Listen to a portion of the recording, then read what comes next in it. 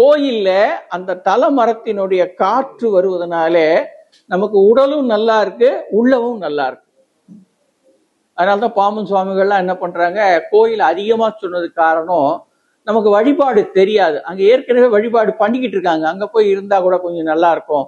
அந்த இடத்துல அந்த மந்திர ஒலிகள் எல்லாம் கேட்பதனால, மந்திர ஆற்றல் இருப்பதனால அந்த இடத்துல கொஞ்சம் இருக்கணும். இப்ப கிரிவலம் போறாங்க இல்லையா, இந்த கிரிவலத்தினுடைய பயனே அதான்.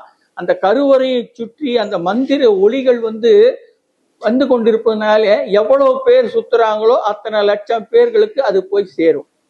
நீங்க திருவண்ணாமலை கிரிவலம் போனீங்கன்னா கீழே நீங்க போறீங்க, மேல சித்தர்கள் வந்து கொண்டிருக்கிறாங்க. அவங்க அரூப நிலையில இருப்பாங்க. இப்போ ஒரு கோயிலுக்கு போறீங்க, என் பொண்ணுக்கு கல்யாணம் ஆகணும், என் பையனுக்கு நல்ல வேலை கிடைக்கணும், நான் ஒரு பிசினஸ் ஆரம்பிக்கணும் அப்படின்னு நீங்க சொன்னீங்கன்னா அவங்க மேல இருந்து அப்படியே ஆகட்டும் அப்படின்னு ஆசீர்வாதம் பண்ணுவாங்க.